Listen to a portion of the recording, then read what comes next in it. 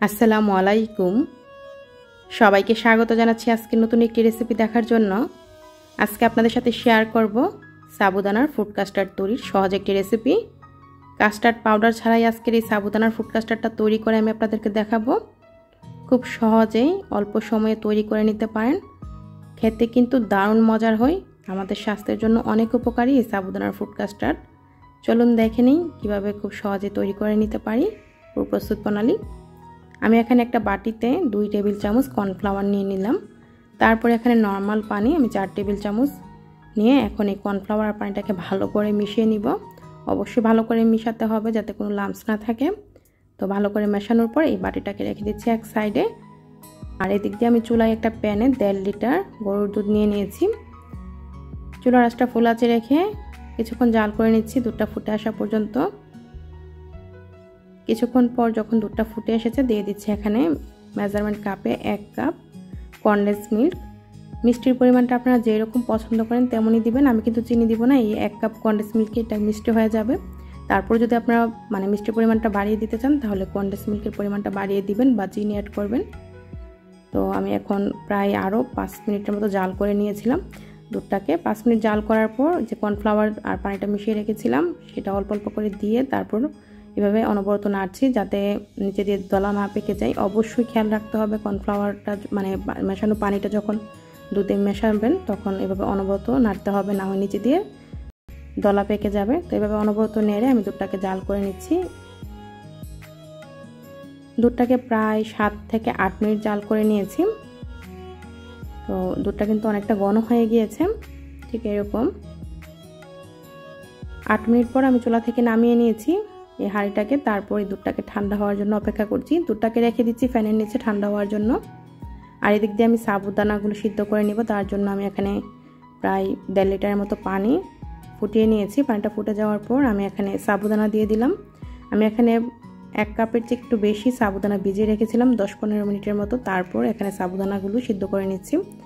তো চুলার আঁচটা ফুল আঁচে রেখেছিলাম, যখন ফুটে এসেছে মিডিয়াম আঁচে রেখে প্রায় 4-5 মিনিট সিদ্ধ করে নিলে সাবুদানাগুলো সুন্দরভাবে সিদ্ধ হয়ে যাবে। তো সাবুদানাটা কিন্তু সিদ্ধ হয়ে গিয়েছে। এখন আমি এরকম একটা স্ট্রেনারে নিয়ে তারপর ধুয়ে নিয়েছি, নর্মাল পানি দিয়ে ধুয়ে তারপর পানিটা ঝরিয়ে নিয়েছি। অবশ্যই নর্মাল পানি দিয়ে ধুয়ে নিতে হবে। তারপর আমার এখানে লাগবে কিছু ফল। আমি এখানে আঙ্গুর ফল নিয়েছি, এরকম 2 ভাগ করে নিয়েছি। আর ফলগুলোর কাটাটা নির্ভর করে যার যার পছন্দ মতো আমি এরকম করে কেটে নিয়েছি। কালো আঙ্গুর নিয়েছি, আনার দানা নিয়েছি, এখানে কলা, পাকা কলা নিয়েছি, এখানে আপেল এরকম ছোট করে টুকরো করে। আর এখানে নিয়েছি জেলু। জেলুগুলো আমি কিভাবে তৈরি করেছি আপনাদের সাথে রেসিপি কিন্তু আগে শেয়ার করেছিলাম। যারা দেখেছেন তারা তো জানেনি, আর যারা দেখেননি ডেসক্রিপশন বক্সে লিঙ্কটা দিয়ে দিব জেলু তৈরি করার, দেখে নিতে পারেন। আমি এখন এখানে একটা মিক্সিং বোল নিয়ে নিয়েছি, একটু বড় দেখে অবশ্যই নিতে হবে। তারপর আমি এখানে যে সাবুদানাটা সিদ্ধ করে রেখেছিলাম ঠান্ডা করে এখানে অর্ধেক সাবুদানা দিয়েছি। তারপর আমি এখানে যে জাল করে দুধটা রেখেছিলাম দুধটা কিন্তু একদমই ঠান্ডা করে নিয়েছি, নিয়ে তারপর এখান থেকে অর্ধেক দুধ দিয়ে দিলাম। তো দুধটা দেওয়ার পর সাবুদানার সাথে ভালো করে মিশিয়ে নিতে হবে। তো সাবুদানা আর দুধটাকে ভালো করে মিশিয়ে নিয়েছি। এখন দিয়ে দিচ্ছি এখানে কিশমিশ। কিশমিশটা দিলে কিন্তু এই ফুড কাস্টার্ডটা খেতে দারুণ হয়। আপনারা চাইলে খেজুরও দিতে পারেন, তবে আমি খেজুরটা দিচ্ছি না, কিশমিশটা দিলাম। এখানে আমি প্রায় 2 টেবিল চামচের মতো কিশমিশ দিয়েছি। তারপর সবগুলো ফল একে একে দিয়ে দিচ্ছি। ফলের পরিমাণটা আমি বলছি না, আপনারা আসলে এটা যার যার পছন্দ মতো পরিমাণ মতো নেবেন। তো সবগুলো ফল দিয়ে এখন আমি সব কিছু একসাথে ভালো করে মিশিয়ে নিচ্ছি। তো এইভাবে একটু ভালো করে মিশিয়ে নিচ্ছি। আর এখানে আমি আরও কিছুটা দুধ অ্যাড করে দিচ্ছি। আমার কিন্তু এখানে ফুড কাস্টার্ড অনেক হয়েছে, যেহেতু আমি 1.5 লিটার দুধ নিয়েছি। এছাড়াও আমার অন্য একটা বাটিতে আরও 1 বাটি হয়েছে। তো আমি এখানে 1 বাটি আপনাদেরকে তৈরি করে দেখাচ্ছি। তো ফলগুলো ভালো করে মিশিয়ে নেওয়ার পর আমি এখানে জেলুগুলো দিয়ে দিচ্ছি। জেলুগুলো দিয়ে আবারও একটু মিশিয়ে নিচ্ছি। সব কিছু একসাথে মেশানোর পর এই সাবুদানার ফুড কাস্টার্ডটা কিন্তু তৈরি। আপনাদেরকে একটু দেখাচ্ছি কাছ থেকে। এখন এই সাবুদানার ফুড কাস্টার্ডটা কীভাবে আপনারা সার্ভ করবেন একদমই নিজের পছন্দ মতো সাজিয়ে নিতে পারেন। তো আমি এরকম বাটিতে নিয়ে নিচ্ছি।